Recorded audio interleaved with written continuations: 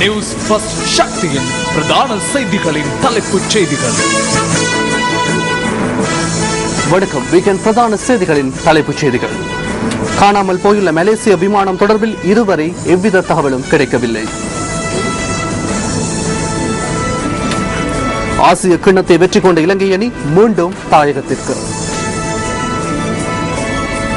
புதிய தெல்கந்தை சந்தை கட்டிட தொகுதி இன்று திறந்து வைப்பு. கஞ்சா போதைப் பொருள் கொண்டு சென்றதாக கூறப்படும் வனஜீவ அதிகாரி விளக்கமறியலில். வர்த்தக நிலையத்தில் கொள்ளையிட முயன்ற குழுவினரின் துப்பாக்கி பிரயோகத்துக்கு இலக்காகி இளைஞர் உயிரிழப்பு. தொடர்ந்து பிரதான செய்திகளோடு பிரதான கலையகத்தில் கிருஷாந்த் ராஜ். நன்றி தில்ஷான். வணக்கம். நீங்கள் இணைந்து கொள்வது நியூஸ் ஃபர்ஸ்டின் வீக்கெண்ட் இரவு 8 மணி பிரதான செய்திகளுடன்.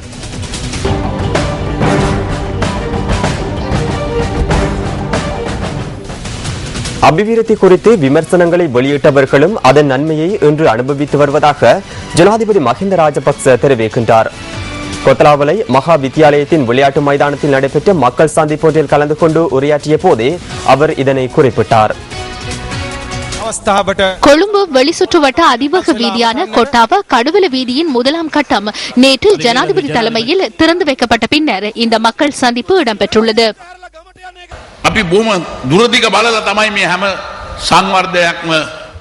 நாம் தூர நோக்கை கருத்தில் கொண்டே இந்த அனைத்து விதமான அபிவிருத்தி பணிகளையும் மேற்கொள்கின்றோம். தேசத்தை ஒன்றிணைக்கும் அபிவிருத்தி திட்டமே இது. இது வடக்கு அல்லது தெற்கு என மக்களை பிரிப்பதற்கான அபிவிருத்தி பணி அல்ல.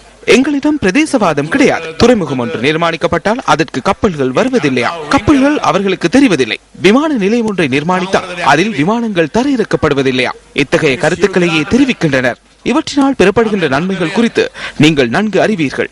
கட்டுநாயக்க கொழும்பு அதிவேக வீதியால் பெறப்படுகின்ற நன்மைகள் குறித்து நீங்கள் அறிவீர்கள். இதுவரை அந்த வீதியூடாக சுமார் 21 லட்சம் பேர் பயணித்துள்ளார்கள் என நான் நினைக்கின்றேன். அதனூடாக 600 மில்லியன் ரூபாய் வரை வருமானம் கிடைத்துள்ளது. தெற்கு அதிவேக வீதியில் சுமார் 90 மில்லியன் வாகனங்கள் பயணித்துள்ளன. ஆகையால் இந்த நாட்டு மக்களுக்கான அபிவிருத்தி பணிகளை இடைநடுவில் நிறுத்துவதற்கு நாம் தயாரில்லை. මේ සංවර්ධන වැඩපිළිවෙල අතරමඟ නතර කරන්න මේ රටේ ජනතාව සූදානම් වෙන්නේ නැහැ. இதேவேளை புதிதாக நிர்மாணிக்கப்பட்ட கங்கொடவில சந்தை மற்றும் விழா மண்டபம் ஆகியவற்றை ஜனாதிபதி மஹிந்த ராஜபக்ஷ இன்று முற்பகல் திறந்து வைத்தார். அரசு பாதுகாப்பு மற்றும் நகர அபிவிருத்தி அமைச்சின் செயலாளர் கோட்டபாய ராஜபக்ஷவின் வழிகாட்டலின் கீழ் நகர அபிவிருத்தி அதிகார சபையினால் இவை நிர்மாணிக்கப்பட்டுள்ளன. இந்த வர்த்தக கட்டட தொகுதி அனைத்து வசதிகளுடன் நிர்மாணிக்கப்பட்டுள்ளதுடன் 208 நிரந்தர வர்த்தக நிலையங்களும் அமைக்கப்பட்டுள்ளன. இதற்காக 132 மில்லியன் ரூபாய் நிதி செலவிடப்பட்டுள்ளது.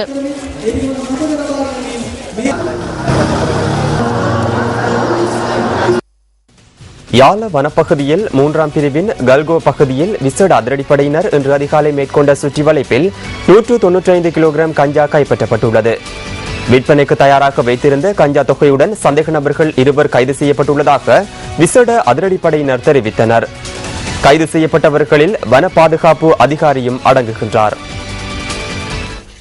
யாழ கல்கோ நுழைவு பகுதியிலிருந்து 18 கிலோமீட்டர் தூரத்தில் கஞ்சா சடி மற்றும் வெட்டப்பட்ட கஞ்சா தொகை ஆகியன விற்பனைக்கு கொண்டு செல்வதற்கு தயாராக வைத்திருப்பதாக கிடைத்த தகவலுக்கு அமைய இந்த சுற்றுவளைப்பு நடவடிக்கை மேற்கொள்ளப்பட்டது.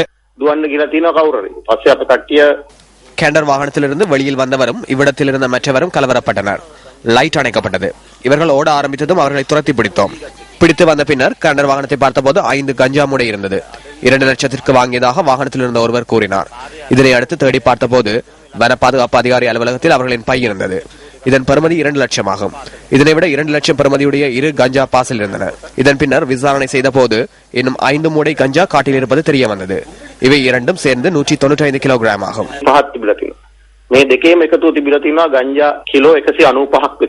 இது தொடர்பில் மேற்கொள்ளப்பட்ட விசாரணைகளின் மூலம் 5 ஏக்கர் கஞ்சா தோட்டம் கண்டுபிடிக்கப்பட்டதாக விசேட அதிரடிப்படையின் கட்டளை அதிகாரி தெரிவித்துள்ளார். சில நாட்களுக்கு முன்னராக கஞ்சா செடிகள் அறுவடை செய்யப்பட்டுள்ளதாக அவர் தெரிவித்தார். கஞ்சா வளர்ப்பு மற்றும் கொண்டு செல்வது தொடர்பில் பாதுகாப்பு பிரிவின் உறுப்பினர்களுக்கு தொடர்பு இருப்பதாக போலீஸ் மா அதிபர் தெரிவித்துள்ளார். இதற்கு முன்னரும் முச்சக்கர வண்டியில் கஞ்சா மூடை எடுத்து செல்லப்பட்டுள்ளது. இதற்கு முன்னரும் பாதுகாப்பு பிரிவினர் வந்து எடுத்து செல்வது தொடர்பில் கதைக்கப்பட்டுள்ளது. இதன் பின்னால் யார் உள்ளார்கள் என்பது தொடர்பில் விளக்கம் இல்லை.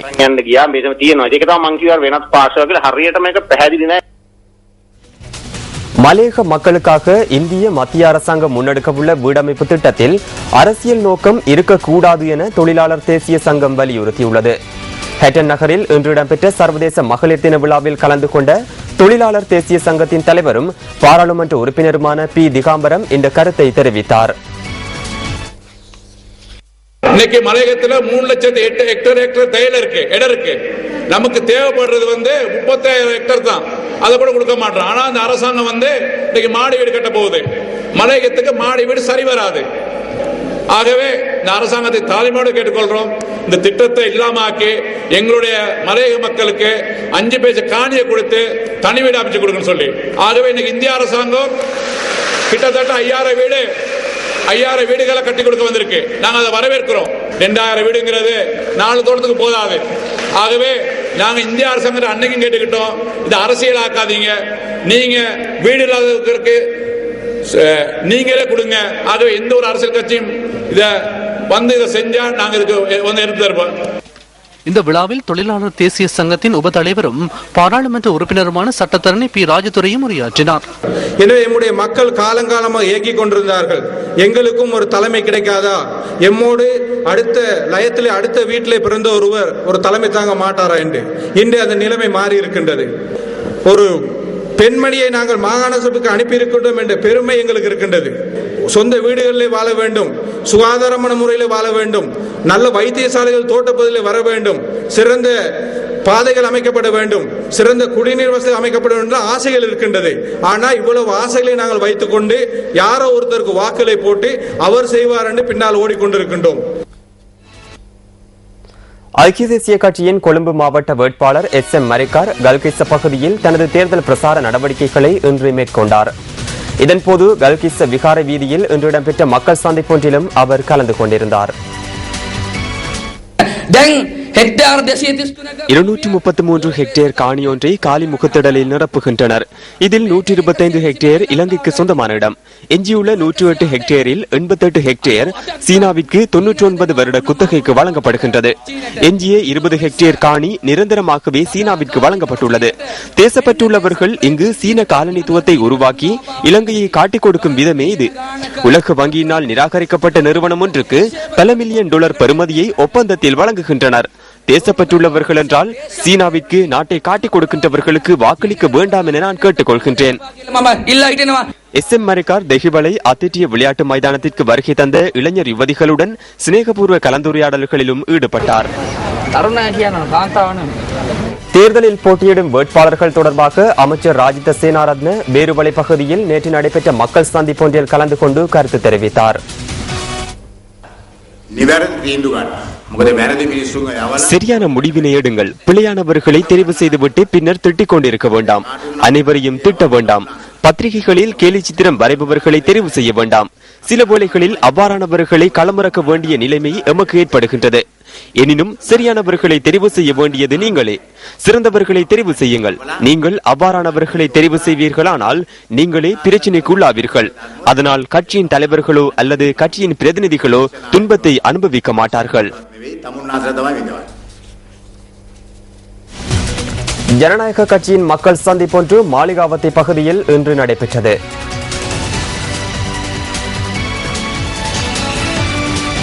இந்த மக்கள் சந்திப்பு ஜனநாயக கட்சியின் தலைவர் சரத் பொன்சேகா தலைமையில் நடைபெற்றது. அனைத்து சமயத்தவர்களுக்கும் தேவையான சுதந்திரம், சமமான உரிமைகள் இருக்க வேண்டும் என்பதனை நாம் ஏற்றுக்கொள்கின்றோம். குறிப்பாக இந்த காலகட்டத்தில் ராஜபக்ஷ ஆட்சி இனவாதம் மற்றும் மதவாதம் ஆகியவற்றை தூண்டிவிட்டு அரசியல் லாபத்தை பெற்றுக் கொள்ள முயற்சிக்கின்றனர். இனம் மற்றும் மதம் ஆகியவற்றினூடாக அரசியல் நடத்துபவர் நான் அல்ல. ஒற்றுமையுடனான அரசியலையே நாம் நடத்துகின்றோம். அப்படியானால் மாத்திரம் நாட்டை கட்டியெழுப்ப முடியும். நாட்டில் பல்வேறு அமைப்புகள் காணப்பட்டன. அவை நாட்டில் கடந்த காலங்களில் ஒவ்வொரு பிரச்சனைகளை ஏற்படுத்தியிருந்தன. நாங்கள் அவ்வாறானவற்றை பின்பற்ற மாட்டோம்.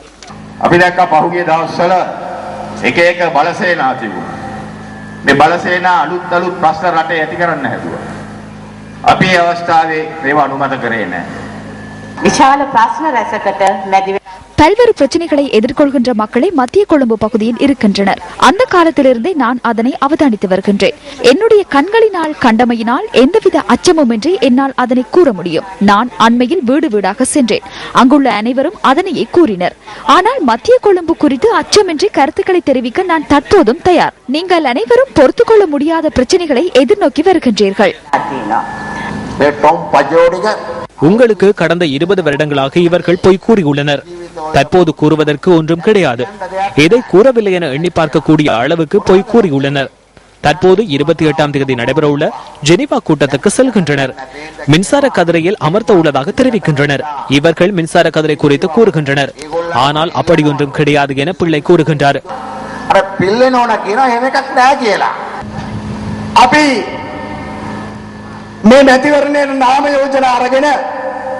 நாங்கள் அனைவரும் வேட்புமனுக்களை எடுத்துக்கொண்டு அனைத்து வேட்பாளர்களும் சமய வழிபாடுகளுக்காக சென்றனர். முதலாவதாக முஸ்லிம் பள்ளிவாசலுக்கு சென்றோம்.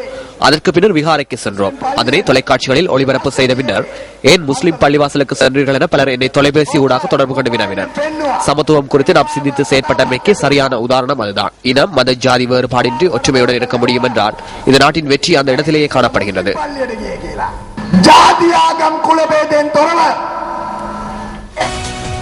என்று நாம் தெரிவு செய்த பத்திரிகை கேலி சித்திரம் அடுத்து.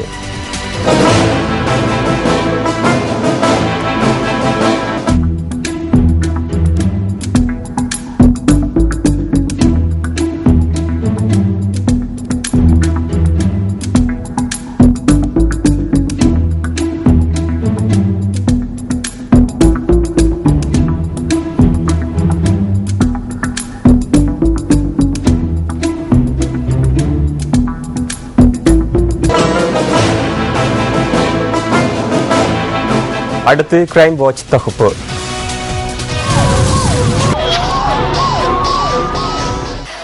கம்பகா அஸ்கிலிவால்புல பகுதியில் உள்ள வர்த்தக நிலையத்துக்கு ஆயுதத்துடன் சென்ற கொள்ளையர் குழு அங்கு மேற்கொண்ட துப்பாக்கி பிரயோகத்தில் 19 வயது இளைஞன் உயிரிழந்துள்ளார். நேற்றிரவு 8:40 அளவில் இந்த சம்பவம் இடம்பெற்றுள்ளதாக போலீஸ் ஊடக பேச்சாளர் அலுவலகம் தெரிவித்துள்ளது. வீதியில் நின்று கொண்டிருந்த வேளையில் மோட்டார் சைக்கிளில் வந்த கொள்ளையர் குழு தனது மனைவி மீது துப்பாக்கியால் தாக்கியதாக வர்த்தக நிலையத்தின் உரிமையாளர் தெரிவித்தார். தாயுடன் இருந்த சந்தர்ப்பத்தில் கொள்ளையர்கள் குழு தனது மகன் மீது துப்பாக்கி பிரயோகம் மேற்கொண்டதாக அவர் தெரிவித்தார். எனது மனைவி சத்தமிட்ட சந்தர்ப்பத்தில் அவரை துப்பாக்கியால் அடித்தார்கள். தலையில் தாக்கி காயம் ஏற்படுத்தினார்கள். மனைவி பெரிதாக சத்தமிட்டதை அடுத்து கொள்ளையர் குழு வெளியேற தயாராகினார்கள். சாப்பிட்டுக் கொண்டிருந்த எனது மகன் சத்தத்தை கேட்டு ஓடி வந்தார். அம்மாவின் உடலில் ஏற்பட்டிருந்த காயத்தை கண்டு அவர் ஆத்திரமடைந்தார். செல்ல வேண்டாம் என அம்மா கத்தினார். ஆனால் மகன் கொள்ளையர் குழுவின் பின்னால் ஓடினார். கடையிலிருந்து வெளியில் வந்ததும் மகன் மீது துப்பாக்கி பிரயோகம் மேற்கொண்டார்கள். வர்த்தக நிலையத்தின் உரிமையாளரின் மனைவி கம்பகா வைத்தியசாலையில் அனுமதிக்கப்பட்டுள்ளார். துப்பாக்கிச் சூட்டுக்கு இலக்கான 19 வயது இளைஞன் சிகிச்சைக்காக கம்பகா வைத்தியசாலையில் அனுமதிக்கப்பட்ட நிலையில் உயிரிழந்துள்ளார். திவளப்பிட்டிய ஞானோதய தேசிய பாடசாலையில் உயர்தரத்தில் சங்கீத பிரிவில் கல்வி பயிலும் மாணவனான நிபுண் திறமையானவர். இந்த சம்பவத்துடன் தொடர்புடையவர்கள் இதுவரை அடையாளம் காணப்படவில்லை. இவர் போன்று சிறந்த முறையில் தபிலா வாசிக்கும் திறமையானவரை நான் இதுவரை காணவில்லை. நான் 2 வருடங்களாக அவருக்கு கற்பித்தேன். இம்முறை தபேலாவில் இந்திய பரீட்சையில் தோற்றியிருந்தார். இந்த சம்பவத்துடன் தொடர்புடையவர்கள் இதுவரை அடையாளம் காணப்படவில்லை. இதேவேளை பன்னிப்பிட்டி பெலவத்த பகுதியில் உள்ள வீட்டில் நேற்றிரவு கொலை சம்பவம் ஒன்று இடம்பெற்றுள்ளது. 62 வயதுடைய தந்தையின் தாக்குதலுக்கு இலக்காக்கி 34 வயதுடைய திருமணமான மகன் உயிரிழந்துள்ளார்.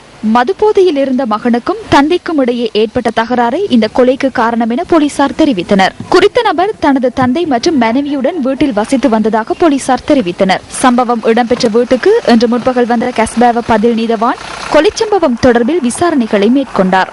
தாக்குதலுக்கு இலக்காக்கி உயிரிழந்தவரின் சடலம் ஹோமாகம வைத்தியசாலையின் பிரேத அறையில் வைக்கப்பட்டுள்ளதாக போலீசார் தெரிவித்தனர்.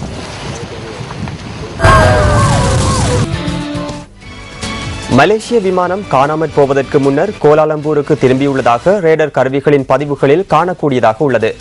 அது மாத்திரமன்றி குறித்த மலேசிய விமானம் காணாமற் போய் சுமார் 36 மணித்தியாலங்கள் கடந்துள்ளதுடன் மீட்பு பணியாளர்கள் தமது தேடுதல் நடவடிக்கையினை தீவிரப்படுத்தியுள்ளனர். கோலாலம்பூரிலிருந்து பெய்ஜிங் நோக்கி பயணித்த MH370 ரக விமானமே தென் வியட்நாமில் 239 பயணிகளுடன் காணாமற் போயுள்ளது. தென்சீன கடற்பரப்பு மற்றும் தென் வியட்நாம் பகுதிகளில் 36 மணித்தளங்களுக்கும் அதிகமாக மீட்புக் குழுவினர் தமது தேடுதல் நடவடிக்கையினை முன்னெடுத்து வருகின்றனர். தேடுதல் நடவடிக்கை தற்போது மேற்கு மலேசிய பகுதி வரை விஸ்தரிக்கப்பட்டுள்ளதாக கோலாலம்பூரில் இன்று இடம்பெற்ற ஊடகவியலாளர் சந்திப்பில் மலேசிய விமான சேவைகள் அதிகார சபை தெரிவித்துள்ளது. ரேடார் பதிவுகளை நாம் ஆராய்ந்தோம். அதன்படி சாதகமான ஒரு சமீட்சை தென்படுகின்றது. அதாவது விமானம் மீண்டும் கோலாலம்பூருக்கு திரும்பியுள்ளது. இது உங்களுக்கு தெரியும். இதனுடன் சர்வதேச நாடுகளிலும் இது தொடர்பில் நாம் ஆராய்ந்து வருகின்றோம். Sense of this, and in some part collaborated by civil radar, but we are still looking for areas from our international agencies. CCTV ஒளிப்பதிவுகளை ஆராய்ந்ததன் பிரகாரம் குறித்த விமானத்தில் இருந்த 2 பயணிகள் களவாடப்பட்ட கடவுச்சீட்டுகளுடன் பயணித்துள்ளதாக விசாரணையாளர்கள் நம்புகின்றனர். There are only 2 passengers on record. They are flown on this. 2 பயணிகள் மாத்திரமே இந்த போலியான கடவுச்சீட்டுகளுடன் பயணித்துள்ளதாக கூறப்படுகின்றது. பயணிகளை ஏற்றுமிடத்தில் இடம்பெற்ற சோதனை அடங்கிய சிசிடிவி பதிவு எம்மிடம் உள்ளது. எனவே இதனை அடிப்படையாக வைத்து மேலதிக விசாரணைகள் முன்னெடுக்கப்பட்டு வருகின்றன. இந்த விமானம் விபத்துக்குள்ளாகியோ அல்லது கடத்தப்பட்டோ இருக்கலாம் என்பதில் தெளிவில்லை என அதிகாரிகள் தற்போது குறிப்பிட்டுள்ளனர். இதுகுறித்து மலேசிய மக்களின் மனோநிலை என்ன? அந்த தகவல்களை கோலாலம்பூரிலிருந்து எமக்கு வழங்குகின்றார் சலுக்கியா வீரகோன். தற்போது இந்த விடயம் தொடர்பில் மலேசிய மக்கள் கூடிய கவனம் செலுத்தி வருகின்றனர். இந்த விமானத்தில் பயணித்தவர்களின் உறவினர்கள் அவர்கள் தொடர்பில் தகவல்களை அறிந்து கொள்வதற்கு மிகவும் எதிர்பார்ப்புடன் காத்திருக்கின்றனர். விமானத்தில் சென்றவர்கள் உயிருடன் இருப்பார்கள் என்ற திடமான நம்பிக்கையுடன் இவர்கள் உள்ளனர். சிலர் மனமுடைந்த நிலையில் காணப்படுகின்றனர்.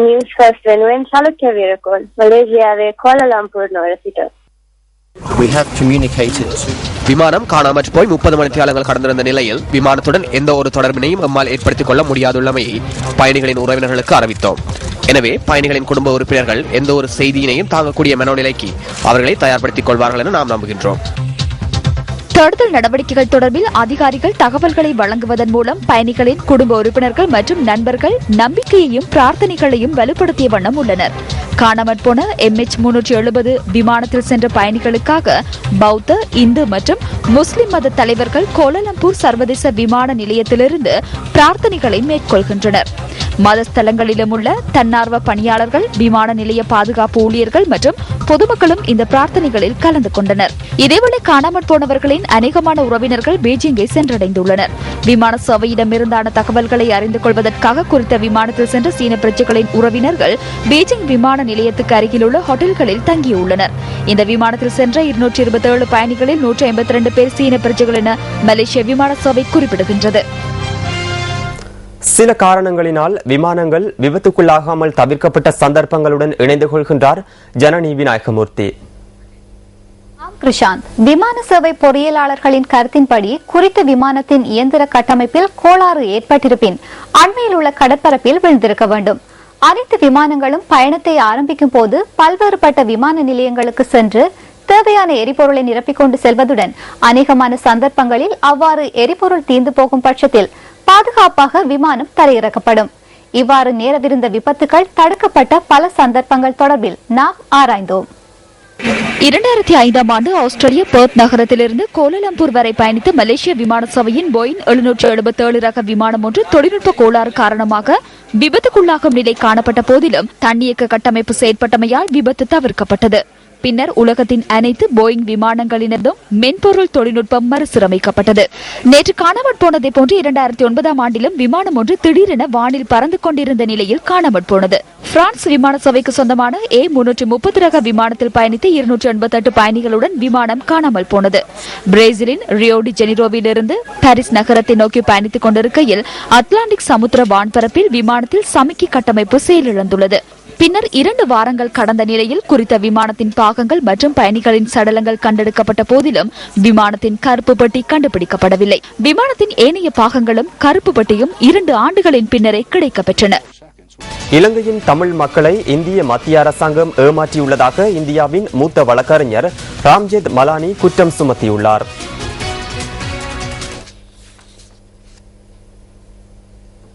இந்தியாவின் முன்னாள் பிரதமர் ராஜீவ்காந்தி கொலை வழக்கில் மரண தண்டனை விதிக்கப்பட்ட முருகன், சாந்தன், பேரறிவாளன் ஆகியோருக்காக இலவசமாக ஆஜராகி ராம்ஜெத் மலானி வாதாடியிருந்தார். இவரது இந்த பணியை பாராட்டும் வகையில் மறுமலர்ச்சி திராவிட முன்னேற்ற கழகம் சென்னையில் நேற்று விழா ஒன்றை ஏற்பாடு செய்திருந்ததாக த ஹிந்து செய்தி வெளியிட்டுள்ளது. இந்த விழாவில் கலந்து கொண்டு உரையாற்றிய இந்தியாவின் மூத்த வழக்கறிஞர் ராம்ஜெத் மலானி, இலங்கை தமிழர்களுக்கு ராஜீவ் ஜெயவர்தன உடன்படிக்கை மூலம் மத்திய அரசாங்கம் துரோகம் அளித்துள்ளதாக குற்றம் சுமத்தியுள்ளார். தமிழீழ விடுதலை புலிகளுக்கு இந்திரா காந்தி தலைமையிலான இந்திய அரசு பயிற்சிகளை வழங்கியதாக தெரிவித்த அவர், தற்போது இலங்கை தமிழர்களின் வாழ்க்கையை மத்திய அரசாங்கம் மோசமான நிலைக்கு தள்ளியுள்ளதாக தெரிவித்துள்ளார். இந்திய சட்டத்தின் பிரகாரம் மரண தண்டனையை 2 ஆண்டுகளுக்குள் நிறைவேற்றாவிட்டால் அதனை ஆயுள் தண்டனையாக குறைக்க முடியும் எனவும் ராம்ஜெத் மலானி குறிப்பிட்டுள்ளார். இதனை அடிப்படையாக கொண்டே முருகன், சாந்தன், பேரறிவாளன் ஆகியோரது மரண தண்டனை ரத்து செய்யப்பட வேண்டும் என்று தாம் வாதாடியதாகவும் அவர் சுட்டிக்காட்டியுள்ளார். ராஜீவ்காந்தி கொலை வழக்கில் குற்றவாளிகளாக காணப்பட்டவர்களை விடுதலை செய்வதற்கு தமிழக முதல்வர் மேற்கொண்ட தீர்மானத்தையும் மூத்த வழக்கறிஞர் ராம்ஜெத் மலானி பாராட்டியுள்ளார். 2013ஆம் ஆண்டு வடமேல் வர்த்தகர்களுக்கான சிறப்பு விருது வழங்கும் நிகழ்வு நேற்று வடமேல் மாகாண சபை கேட்போர் கூடத்தில் இடம்பெற்றது. பொருளாதார அபிவிருத்தி அமைச்சர் பெசில் ராஜபக்ச தலைமையில் இந்த நிகழ்வு இடம்பெற்றது.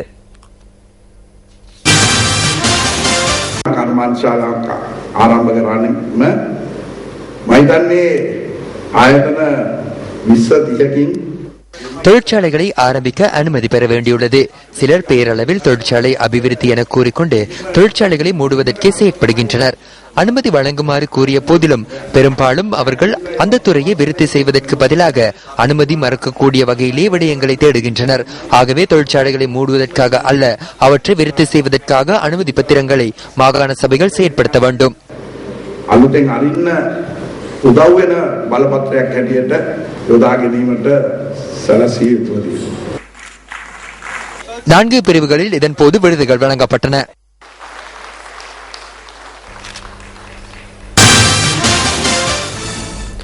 யுக்ரைனின் கிரைமியா பிராந்தியத்தை இணைத்துக் கொள்ளும் நடவடிக்கையில் ரஷ்யா ஈடுபடும் பட்சத்தில் ரஷ்யாவுடனான ராஜதந்திர உறவுகளில் விரிசல் ஏற்படும் என அமெரிக்கா எச்சரித்துள்ளது.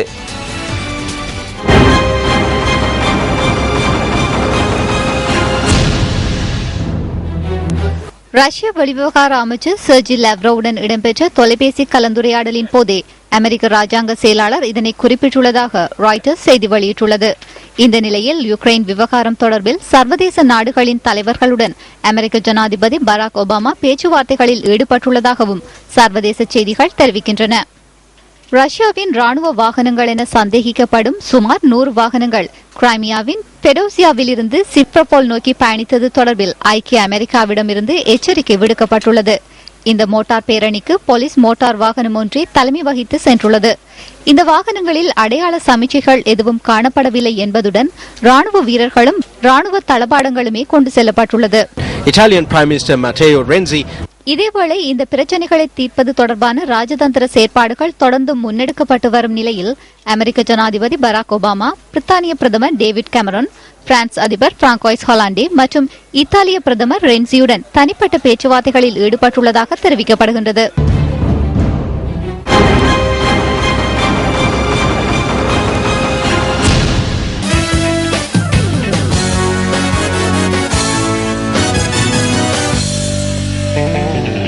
தெற்கு அதிவேக வீதியின் காலியிலிருந்து மாத்தறை வரையான பகுதியை திறப்பதற்கு முன்னர் இடம்பெற்ற நெல்வலா எக்ஸ்பிரஸ் சைக்கிள் ஓட்ட போட்டியின் முதலாவது இடத்தை தெஹிவல கல்கிஸ்த மாநகர சபையை பிரதிநிதித்துவப்படுத்திய தனுஷ்க நுவான் பெற்றுக் கொண்டார். இந்த சைக்கிள் ஓட்ட போட்டிக்கு சிரச ஸ்போர்ட்ஸ் ஃபர்ஸ்ட் மற்றும் நியூஸ் ஃபர்ஸ்ட் ஊடக அனுசரணை வழங்கியது. 150 கிலோமீட்டர் தூரத்தை இந்த சைக்கிள் ஓட்ட போட்டி கொண்டிருந்தது. தேசிய சைக்கிள் ஓட்ட சங்கத்தின் பூரண கண்காணிப்பின் கீழ் இடம்பெற்ற இந்த போட்டி தெற்கு அதிவேக வீதியில் இமதுவ நுழைவாயிலில் ஆரம்பமானது. போட்டி ஆரம்பித்த முதல் லைவ் டிஜி தொழில்நுட்பம் ஊடாக சிரச டிவி மற்றும் நியூஸ் ஃபர்ஸ்ட் ஆகியன இன்று காலை முதல் நேரடி ஒளிபரப்பு செய்தன. இந்த போட்டிகள் தொடர்பில் வர்ணனையை முன்னாள் தேசிய சைக்கிள் ஓட்ட வீரர் PA சுமனசேகர முன்னெடுத்தார். අතෑර දාලා තිබිච්ච ගම් ප්‍රදේශ වෙච්ච கைவிடப்பட்ட கிராமமாக காணப்பட்ட இமதுவ நகரங்கள் இன்று விரைவாக மாதிரி நகரங்களாக அபிவிருத்தி கண்டுள்ளன. இதனை அதிவேக வீதியிலிருந்து வெளியில் செல்லும் போது காணக்கூடியதாக உள்ளது. பயணிக்க முடியாது காணப்பட்ட சிறு ஒற்றையடி பாதைகள் கான்கிரீட்டிடப்பட்டு காப்பட் போடப்பட்டுள்ளது. கனவில் கூட இடம்பெறாத பல விடயங்கள் இந்த கிராமத்தில் இடம்பெற்றுள்ளது. இவ்வாறான அபிவிருத்தி செயற்பாடுகள் தொடர்பாக பொதுமக்களை தெளிவுபடுத்தும் நோக்கிலேயே இந்த சைக்கிள் ஓட்ட போட்டிகள் இடம்பெறுகின்றன.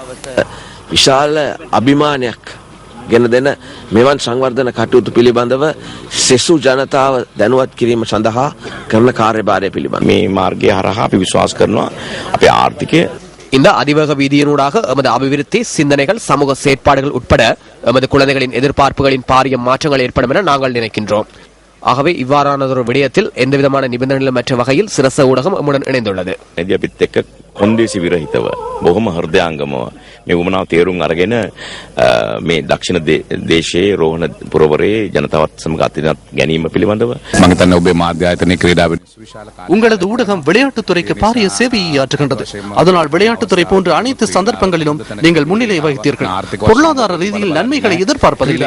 விளையாட்டுத்துறையின் முன்னேற்றத்திற்காக சிரச ஊடகம் செயற்பட்டுள்ளது. හිතගත්ත කෙනෙක් කියන්න ඕනේ. காலி இமதுவ நுழைவாயிலில் ஆரம்பிக்கப்பட்ட இந்த சைக்கிள் ஓட்ட போட்டி திப்பட்டுவாவ, கம்புருப்பிட்டிய, மாக்கதூர, முலட்டியன, ஹக்மன, கிரிந்த மற்றும் வலக்கந்த ஊடாக ரதமலவெல பிரதேசத்தை வந்தடைந்தது.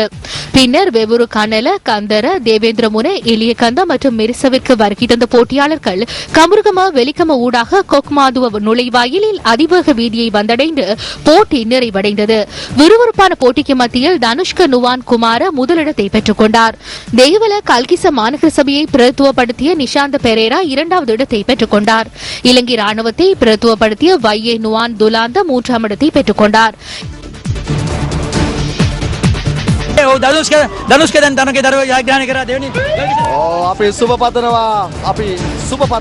இதேவேளை அமைச்சர்கள் மற்றும் பிரதேச அரசியல்வாதிகள் கலந்து கொண்ட கையெழுத்தல் போட்டியும் இன்று நடைபெற்றது.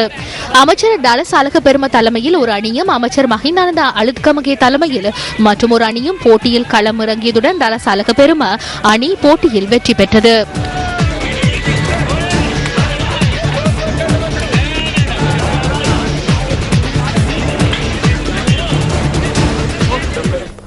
ஆசிய சாம்பியனான இலங்கை கிரிக்கெட் வீரர்கள் இன்று நாடு திரும்பினர்.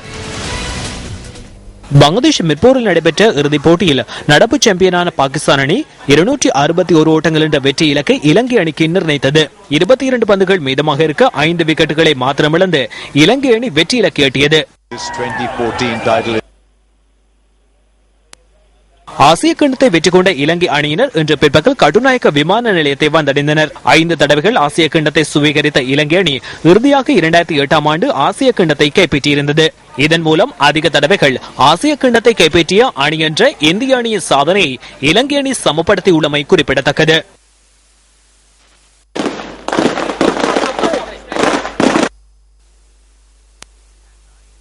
கட்டுநாயக்கவிலிருந்து கொழும்பு நோக்கி பயணித்த இலங்கை அணிக்கு அமோக வரவேற்பளிக்கப்பட்டது.